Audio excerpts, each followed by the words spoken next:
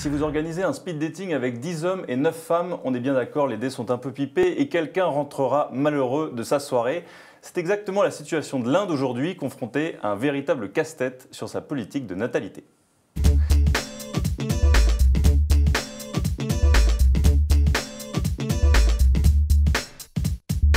Sa déclaration a relancé un débat très polémique en Inde. La ministre de l'Enfance Maneka Gandhi a proposé il y a quelques jours de rendre obligatoire le test prénatal pour connaître le sexe de l'enfant. Ce serait un basculement complet de stratégie puisque ce test est pour l'instant interdit, justement pour éviter les avortements des fœtus féminins.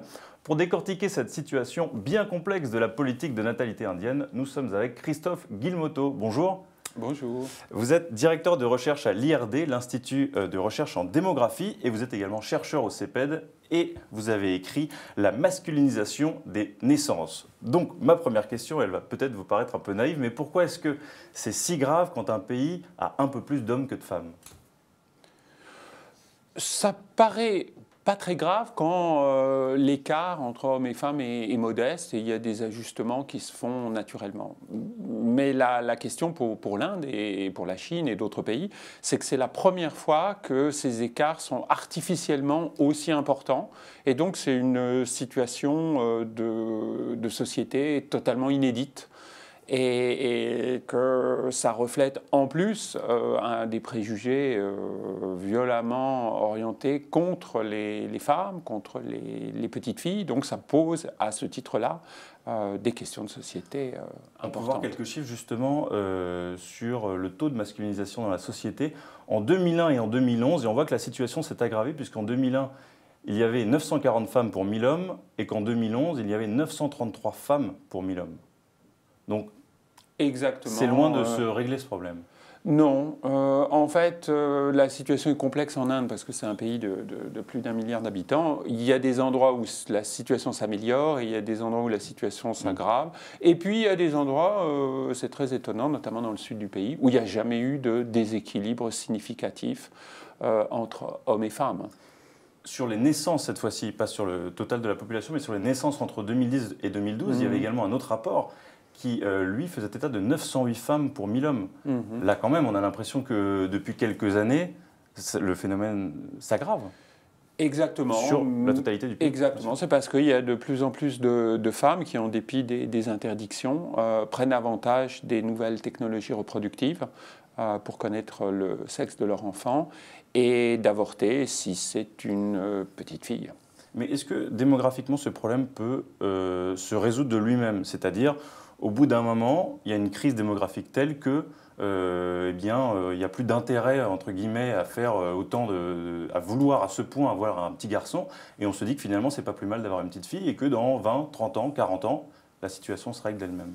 Je pense que vous avez raison. C'est effectivement ça qui va arriver, mais l'important, c'est le déséquilibre durant cet intervalle qui va peut-être durer 50 ans, 40 ans en Inde, et qui va créer ce surplus de garçons qui vont être condamnés à se retrouver dans des générations avec 10 à 15% de garçons en trop par rapport au nombre de femmes. On va revenir sur l'actualité d'il y a quelques jours. Effectivement, c'est cette suggestion, on va dire, lancée par Maneka Gandhi sur le fait d'automatiser les tests prénataux pour savoir justement si le bébé est un garçon ou une fille. Qu'est-ce que vous en pensez? Parce que le débat est très complexe là-dessus.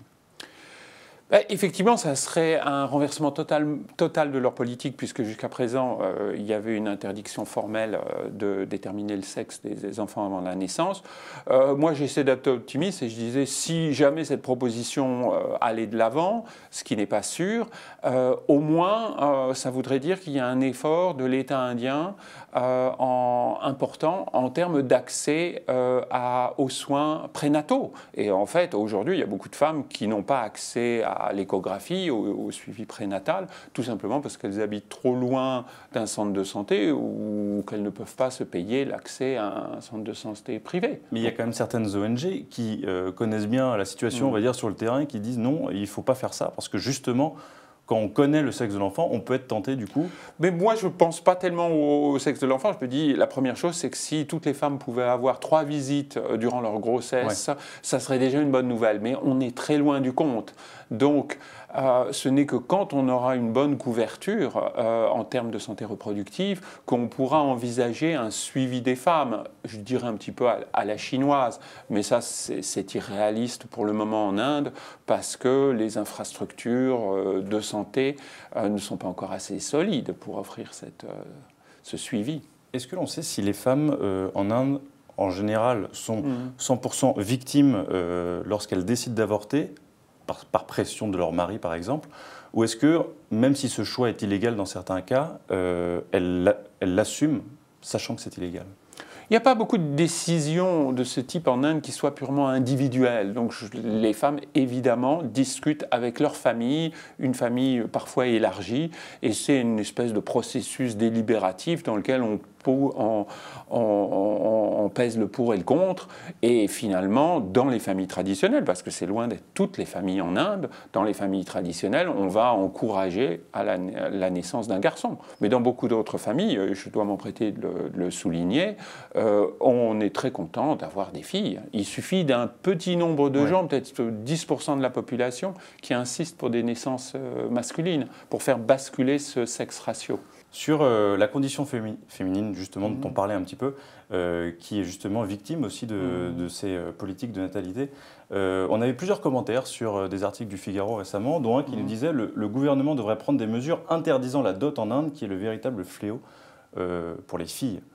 Est-ce que ça, c'est un autre problème aussi qui fait que les familles indiennes, certaines familles indiennes, ne veulent pas avoir de filles et préfèrent avoir des garçons? Ça coûte trop cher en fait d'avoir des filles. Il se trouve que c'est une manifestation flagrante de l'inégalité entre garçons et filles. Mais dans d'autres pays comme au Vietnam ou en Chine, qui sont soumis aux mêmes difficultés, il n'y a pas de dot. Donc en fait, la dot est une manifestation, mais on ne peut pas l'interdire parce que c'est un arrangement entre familles et que, encore une fois, c'est les familles qui prévalent en Inde par rapport à des décisions du gouvernement. La dot a été interdite depuis 30 ans, mais cela n'a pas d'effet parce que ce sont des arrangements qui échappent, et peut-être doit-on en être heureux, à la surveillance du gouvernement. Et dernière question, si on dézoome un peu et qu'on compare avec la situation chinoise, qui a également une politique de natalité très particulière, avec la politique de l'enfant unique, même si elle est arrêtée depuis quelques temps, est-ce que ça marche mieux en Chine, tout simplement ? Ça a certainement mieux marché en termes de baisse de la fécondité, de la natalité. La baisse a été beaucoup plus rapide, beaucoup plus brutale en même temps. Elle a privé de nombreuses familles de la descendance qu'ils désiraient. Donc elle a eu un coût humain considérable. Mais à ce titre-là, elle a été plus efficace. Mais c'est vrai que les gens se sont précipités plus rapidement vers les avortements sélectifs parce qu'en ayant un enfant, ils pouvaient en négocier un second, mais il fallait absolument à ce moment-là que le second soit un garçon s'ils avaient eu une fille. Alors qu'en Inde, il demeure une certaine flexibilité. On peut encore avoir d'autres enfants, si on le désire, dans l'espoir de finalement avoir un garçon. Donc cette flexibilité indienne correspond précisément à un arrangement social plus souple, plus démocratique entre les familles, les communautés, les localités et les pouvoirs publics. Les Indiens acceptent moins en fait qu'on leur dise ne faites pas trop d'enfants ou faites plutôt des filles, faites plutôt des garçons. Ils préfèrent être libres. Oui, la société indienne est beaucoup plus forte que le gouvernement. Donc, chaque fois que les gouvernements proposent des mesures autoritaires, la société civile, à savoir les familles, les communautés, les groupes religieux, les castes, se font entendre. Et c'est une chose relativement magnifique que d'avoir préservé cette diversité démocratique à l'intérieur de l'Inde. Merci beaucoup, Christophe Guillemotteau, d'avoir répondu à nos questions. Et nous, on se retrouve très vite sur le Figaro TV.